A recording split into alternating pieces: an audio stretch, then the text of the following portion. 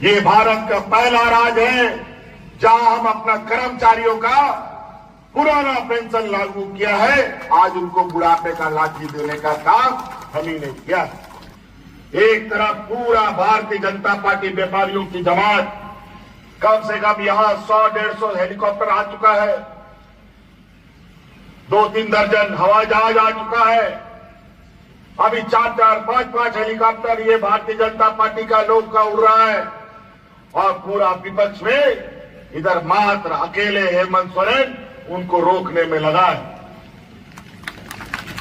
इसमें आप लोग का सहयोग, आप लोग का आशीर्वाद की जरूरत है। आपका आशीर्वाद रहा तो ऐसे हजारों भारतीय जनता पार्टी को हम लोग भगा करके गुजरात भेज देने का काम करेंगे।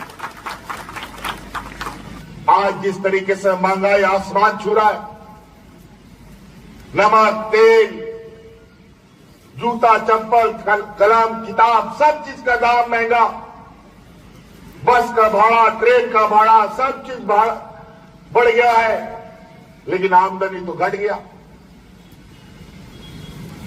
और यही व्यापारियों की जमात जो केंद्र में बैठी है, यही पूरा देश में अपना जेब भरने के लिए इतना टैक्स लगाता है और आपसे तसीली करता है। यह महंगाई ये लोग बढ़ा रहे हैं और इस महंगाई से आप को थोड़ा राहत मिले इसलिए हम लोग आर्थिक सहायता करते हैं, तो इनको बहुत तकलीफ होती है। इसीलिए साथियों याद रखिएगा, बहुत सारे लोग या हिंदू, मुस्लिम, अगड़ा, पिछड़ा, घुसपैठिए, पता नहीं क्या क्या इन लोग बोलता है। इन लोग का कोई काम नहीं है। इन लोग को घर घर में लड़वाओ, समाज में जहर बो, एक समाज दूसरा समाज से लड़े, भाई भाई से लड़े, बाप बेटा से लड़े, यही इन लोग का काम है, यही इनका राजनीति। और व्यापारियों की जमात हमेशा यही रहा, इनको गरीब, गुरुआ, आदिवासी, दलित, पिछड़ा, अल्पसंख्यक से कोई लेना देना नहीं। इनको लेना देना है तो सिर्फ और सिर्फ पैसे से लेना देना है। इनके पास महिलाओं को सशक्तिकरण करने के लिए पैसा नहीं है, बूढ़ा बुजुर्ग को पेंशन देने के लिए पैसा नहीं है, हमारे बच्चे बच्चियों को पढ़ाने के लिए पैसा नहीं है, लेकिन अपने व्यापारी मित्रों को अरबों अरब कर्ज माफ करने का इनके पास अरबों अरबों रुपया है। अजीब हालत। आज किसान का हालत क्या है? आय दुगुनी करने को लेकर 1 साल 1.5 साल से किसान दिल्ली में आंदोलनरत रहे, हजारों किसानों की जानें चली गई, लेकिन किसान का आय दुगुना नहीं हुआ। और वहीं ये झारखंड जैसा पिछड़ा राज्य अपने किसानों का 2 लाख रुपया तक का ऋण लिया हुआ हम लोगों ने माफ कर दिया है।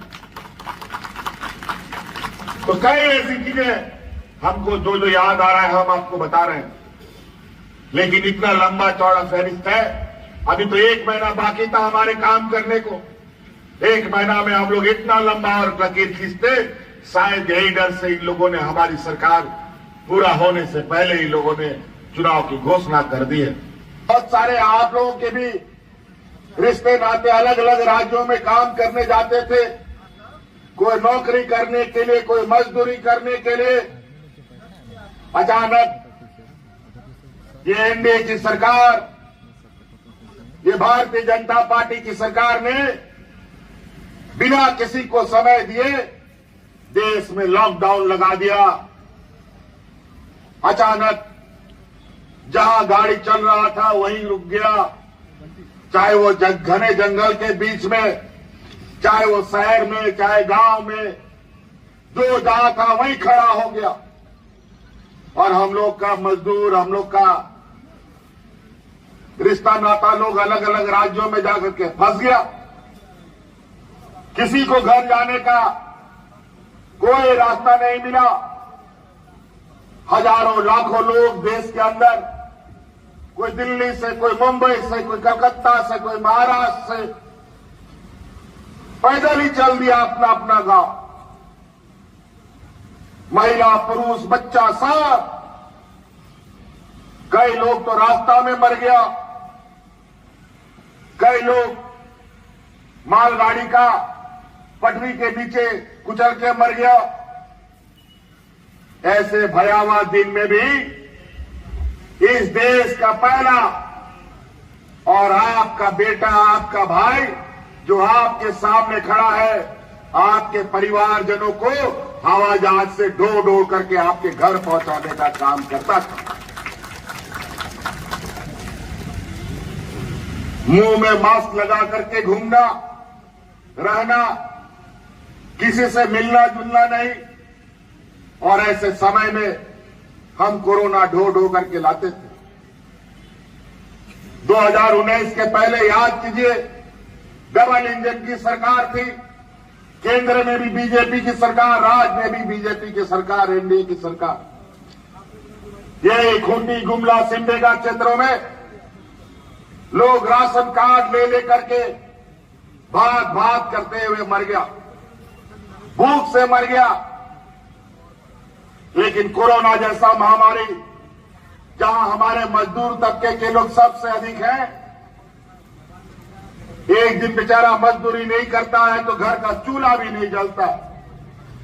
ऐसे राज्य में भी हमने एक भी गरीबों को भूख से नहीं मरने दिया, एक भी लोग नहीं मरे। और इसका का पूरा श्रेय जाता है इस राज्य की हमारी महिला दीदियों को, जो कोरोना में भी अपनी जान का चिंता किए बगैर गांव गांव में मुख्यमंत्री दाल भात योजना चला चला करके यहां के ग्रामीणों को, मजदूरों को मुफ्त में खाना खिलाने का काम करती थी।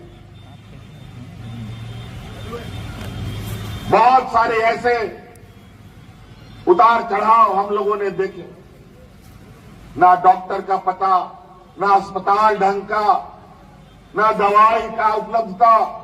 ऐसे स्थिति में और ऐसे पिछड़े राज्य में ऐसा महामारी एक अभिशाप के जैसा होता है।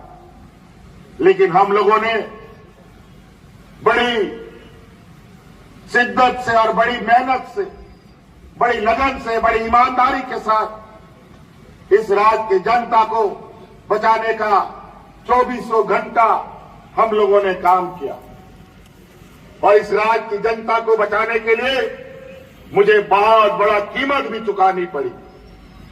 और इस कोरोना में हमारे दो मंत्री शहीद हो गए, हमारे हाजी हुसैन अंसारी साहब और हमारे जगन्नाथ महतो जी। इस राज्य के गांव देहात घूमते घूमते कोरोना भी उसको साथ में लेकर चला गया। तब जाकर के इस राज्य के लोग सुरक्षित बचे। बगल के राज्य में, यूपी बिहार में ऐसा लोग मरता था जैसे जानवर मरता हो। वह मिट्टी खत्म, दफन करने के लिए,